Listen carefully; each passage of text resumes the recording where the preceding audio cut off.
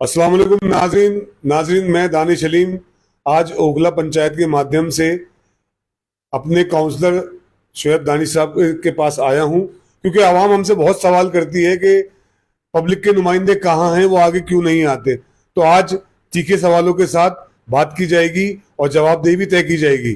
तो दानिश भाई, आज मैं आपके पास आवाम के मुद्दे लेके आया हूं। देखिए, आवाम हमसे पूछती है कि जी हमारे नुमाइंदे कहाँ हैं। तो मौजूदा हालात में किस परिप्रेक्ष्य में आप कब पब्लिक के साथ आएंगे और आपका अगला स्टेप अब क्या होगा? जो मकानात टूट रहे हैं, स्टेबाजी माफिया यहाँ पे प्रचंड रूप से हावी हुआ है, बाजार में लोग परेशान हो रहे हैं, तो आपका अब रोल क्या रहेगा? पब्लिक के साथ आप किस तरह जुड़ेंगे?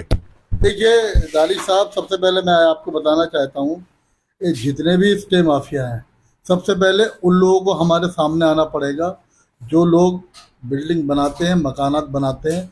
और मुझे बड़ा अफसोस के साथ कहना पड़ता है कि ना तो उन बिल्डरों का कोई कसूर है, ना उनका लेने वालों का कोई कसूर है। कसूर है उन ब्लैकमेलर का। उनके खिलाफ कार्रवाई होनी चाहिए। और हम इस पर जहाँ जहाँ भी बिल्डिंग टूटी हम गए भी हैं, और हम वहाँ दो दो दिन रहे। देख कर आप सोच नहीं सकते कि क्या हालात था। माए बहनें बेचारी इतनी परेशान है। हमने उन बिल्डर्स के ऊपर भी जाकर दबाव बनाया कि आप उनको जगह दीजिए। हम मुरादी रोड पर भी गए, जिसने बिल्डिंग बनाई थी, और हमने उनसे बात भी की। हम उनके घर भी गए थे। उन्होंने कहा मैं उनको सबको इंतजाम करूंगा, और सबके लिए हमें पूरा आश्वासन दिया। और अब हम फिर जल्दी एक उनको उनको बुलाने जा रहे हैं, जल्द से जल्द कार्रवाई कर रहे हैं उनके खिलाफ, अगर वो नहीं देते लोगों को। लेकिन सबसे पहले कार्रवाई उन सब लोगों की एक लिस्ट, मैंने कई बिल्डरों से कहा है, कई मकान बनाने वालों से कहा है कि आप मुझे पूरी लिस्ट इकट्ठी करके दीजिए, और मैं उनमें बढ़िया कोई सुप्रीम कोर्ट या हाई कोर्ट के वकील मैं करूंगा, और मैं जल्दी इसमें कार्रवाई कोई ना कोई करूंगा, आपको जल्दी सुनने को मिलेगा। तो आप इंशाल्लाह एक बड़ा वकील खड़ने की बात कर रहे हैं कि बड़ा वकील खड़ा किया जाएगा, और आवाम के मुद्दों पे दानिश भाई जो हैं एक वकील साहब, बड़े वकील साहब के थ्रू कोर्ट में जाएंगे और आवाम के मुद्दों को उठाएंगे, क्योंकि कोर्ट का मुद्दा है, इसमें कोर्ट के थ्रू ही बात की जाएगी। अब मैं दानिश भाई आपसे पूछना चाहूंगा कि जिस तरह हाई कोर्ट से लोग स्टे लेके आ रहे हैं, इसमें आप क्या इसको रुकवा सकते हैं, या इसमें आप क्या कर सकते हैं ऐसे पब्लिक के नुमाइंदे होते हुए? देखिए, इसमें जो है कानून की लड़ाई कानून से लड़ी जाएगी। ये जो ब्लैकमेलर भू माफिया इलाके के ऊपर हावी हो गए हैं, और जब तक किसी बड़े नेताओं का यहाँ समर्थन नहीं होगा, वो नहीं कर सकता इस तरह के काम। या तो उसको पूरी सपोर्ट है इलाके के अंदर, और मैं बड़े अफसोस के साथ कहना पड़ता है कि उन लोगों को संरक्षण है। जो बाहर के लोग लोकल उसमें इन्वॉल्व जरूर होता है। अगर आप उसमें हम जांच कराएंगे, हम सारे लोगों के इकट्ठे कर रहे हैं, और आपसे गुजारिश है कि आप हमें लिस्ट दीजिए, हम उनके खिलाफ कार्रवाई करेंगे। या तो आप कोई कमेटी बनाइए, हम उस कमेटी के साथ, हमें थाना डीसीपी के यहाँ, हमने कल डीसीपी साहब के यहाँ भी गए, तब भी हमने ये बात रखी कि एक ब्लैकमेलर के यहाँ कुछ किया जाए, इनके खिलाफ कोई कार्रवाई की जाए। हमारे ब्लॉक अध्यक्ष मौजूद थे, साथ में हम डीसीपी साहब के यहाँ गए थे किसी कंप्लेंट को लेकर, और हमने शिकायत उनसे रखी है। तो यहाँ दानिश साहब भाई का ये कहना है कि ये आवाम के साथ है। चूंकि मैं आपको बता दूं, मैं ओखला पंचायत से आते, जो एक पब्लिक ने अपना ग्रुप बनाया है, उसमें हम भी सब साथ हैं। तो ओखला पंचायत आपके साथ है दानिश भाई, और ओखला पंचायत की एक मीटिंग भी हुई थी, जिसके बाद काफी हंगामा हुआ और उसमें लोग खुल के सामने आए। तो अब आप पंचायत के थ्रू किस तरह मदद करेंगे लवाहिकीन की, पीड़ितों की, वो थोड़ा सा आप बता दें। देखिए, मेरा मानना ये है कि जब सारे 100 200 300 लोग तो नहीं जा सकते कहीं पर, आप एक कोई कमेटी बनाइए, उस कमेटी में हमें भी रख लीजिए। हम जहाँ जहाँ जरूरत पड़ेगी उनके सामने बात करेंगे, वकला हजरात से बात करेंगे, कई लोगों से हमने बात की भी है, और हम बड़े अधिकारियों के पास भी जाएंगे, पूरी कमेटी को लेकर जाएंगे, और एक कंप्लेंट अपने नाम से, अपने लेटर पैड के ऊपर इन लोगों की जब लिस्ट आ जाएगी, इन्हें हमें इलाके के अंदर या तो हमको इनको क्या बीसी बनाइए, या एक्सटॉर्शन करते हैं, ये ब्लैकमेल करते हैं, इनके खिलाफ कानूनी कार्रवाई हो। वो एक आदमी नहीं है, यहाँ कम से कम 50-60 आदमी ऐसे हैं कि उनकी पूरी लिस्ट हम इकट्ठे कर रहे हैं। कुछ हमारे पास नाम आए भी है, और जल्द से जल्द आपसे गुजारिश है कि इसमें आप कुछ कार्रवाई कीजिए, हमें वो नाम दीजिए सभी लोगों के। तो देखिए, दानिश भाई का बिल्कुल कहना है साफ तौर से कि जो पीड़ित लोग हैं वो आगे आए, जो बिल्डर पीड़ित है वो आगे आए, आगे नाम दें, बताएं कि एक्सटॉर्शन किसने किया है, तो ही जाके वकील खड़े हो पाएंगे और मुकदमा इनके खिलाफ किया जाएगा। क्योंकि इंडिविजुअली मुकदमा नहीं हो सकता। हम लोग जाएंगे, हम पीआईएल लगा सकते हैं, वो हम लगाने जा रहे हैं। जैसे मैंने आपको बताया कि हम लोग पीआईएल लगा के कुछ एनजीओ यहाँ पे सरगर्म हैं। दानिश भाई, कुछ एनजीओज हैं, उनके खिलाफ कैसे कार्रवाई की जाए? ये एनजीओ जो काम कर रही हैं हमारे इलाके के अंदर 4-5 एनजीओ हैं। एक एनजीओ संस्था बना लेते हैं और संस्था के नाम पर ब्लैकमेल किया जाता है।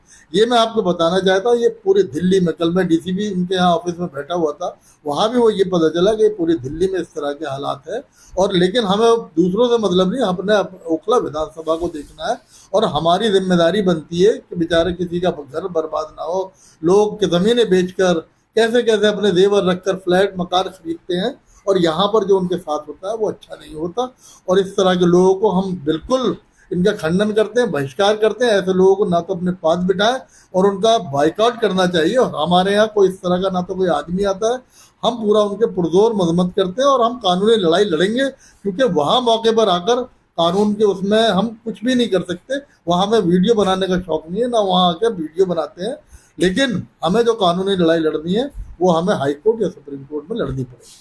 देखिए, जिस तरह दानिश भाई का कहना है कि कुछ पुराने नेताओं का या किन्हीं लोगों का, बड़े नेताओं का संरक्षण प्राप्त है और जो लोग इनके साथ बैठते हैं और उसी वजह से उनकी हिम्मत बढ़ती है ओखला में स्टे लाके एक्सटॉर्शन रैकेट चलाने की। तो मेरी गुजारिश उन लोगों से भी है जिनके साथ ये रहते हैं, जो बड़े नेता इनको संरक्षण देते हैं, कि ऐसा ना करें। हमारी माओ बहनों के सरों से छत ना उठाएं। देखिए, माए बहनें घरों से बाहर सड़कों पे आके बैठ रही हैं, उनके घर टूट रहे हैं, ये बड़ा दुखद है। दानिश भाई, आप भी गए थे जब वो बहनें हमारी कब्रिस्तान में बैठी थी, आपने मुझसे पर्सनली कहा कि मुझे बड़ा अजीब लग रहा है कि जिन बेटियों के सर पे दुपट्टे होकर उन्हें घर में होना चाहिए था, आज वो सड़क पे बैठी है। आपको बहुत तकलीफ थी, मैं आपके साथ था। मैं आपको बता नहीं सकता कि मैंने जिंदगी में ऐसा मामला पहली बार देखा कि लोगों को बैठने की जगह नहीं, वो कब्रिस्तान के बाहर बैठे। और मैं बर्दाश्त से मेरे बाहर हो गई कि उनका क्या इलाज किया जाए। लेकिन आप कुछ नहीं कर सकते, कानून की लड़ाई कानून से लड़ेंगे। और उनके कुछ इस तरह के अभी फैसले भी आए हैं कोर्ट के जरिए कि जो ब्लैकमेलर है, कोर्ट ने भी इसको माना है और इस तरह के आदेश भी दिए हैं कि उनके अगर वो अनथराइज एरिया में रहते हैं तो उनके भी मकानों को तोड़ा जाए। ये कोर्ट का एक ऑर्डर है, कल भी कोई ऑर्डर हुआ हाई कोर्ट में। हम इसी तरह कोई वकील बढ़िया करके और हम उसमें कार्रवाई कानूनी करेंगे जल्द से जल्द। तो दोस्तों, ये मुहिम जो शुरू हुई थी ओखला पंचायत की, आज उसकी जानिब से मैं अपने नुमाइंदे के पास आया था, दानिश भाई के पास, और दानिश भाई ने अपने पॉइंट रखे और इंशाल्लाह आज खुल के दानिश भाई ने ये घोषणा कर दी है, ऐलान कर दिया है कि अवाम के साथ है और अवाम के साथ खड़े हैं। दानिश भाई, आप जो कहना चाहते हैं थोड़ा और खुल के कहिए। आज मैं आपकी पंचायत के साथ हूँ, ओखला की अवाम के साथ हूँ, एक एक आदमी के साथ। अगर किसी के साथ नाजायज होगा, गलत होगा, मैं उसके साथ खड़ा हूँ। वो मुझे बुलाएं या मैं उनके यहाँ जाऊं, जो भी मुझे कहेंगे मैं करने के लिए तैयार हूं। मैं आपकी पूरी पंचायत के साथ हूं, वो चाहे वो किसी भी पार्टी का हो। अगर किसी के साथ आप अच्छा काम कर रहे हैं, मैं आपके साथ हूं। तो दोस्तों देखिए, ये ओखला की बेदार आवाम है जिन्होंने एक मुहिम चलाई और आज आपके नेता, जैसा आप हमसे शिकायत करते थे कि नेता गाएं, आज आपके नेता आपके साथ खड़े हैं, आपके कंधे से कंधा मिला के खड़े हैं। दानिश भाई ने ये घोषणा कर दी है कि खैर नहीं है, अब इनकी जो है चीटर हमारे लोगों को बेघर कर रहे हैं, उनके घर तोड़वा रहे हैं, आबाद बिल्डिंगों को तोड़वा के उन्हें घरों से निकाल रहे हैं। तो मुझे उम्मीद है हमें बल मिलेगा, ताकत बढ़ेगी हमारी। और जैसे कि ये नॉन सियासी, इसमें सभी लोग साथ हमारा दें, आप भी साथ जुड़िए। आज ओखला पंचायत को बड़ा बल मिला है। आज हमारे नुमाइंदे दानिश भाई हमारे साथ जुड़े हैं और उनका कहना है कि मैं साथ ही रहूंगा, कंधे से कंधा मिला के चलूंगा। आज कैमरे के पीछे हमारे रिपोर्टर साहब हैं, क्योंकि पब्लिक की आवाज थी, मैंने कहा आज मैं बात करता हूँ खुद। बहुत बहुत शुक्रिया मसरूर भाई का, जिन्होंने हमें मौका दिया आज बोलने का। तो दोस्तों, अब खड़े हो जाइए, बेदार हो जाइए, अब आपकी शिकायत दूर हो गई है। गुड्डू भाई कांग्रेस के ब्लॉक अध्यक्ष हमारे साथ हैं, कांग्रेस पार्टी से हैं। कल ये डीसीपी ऑफिस भी गए थे और डीसीपी साहब के साथ ये पक्ष रख के आए थे अपना कि यहाँ क्या हो रहा है।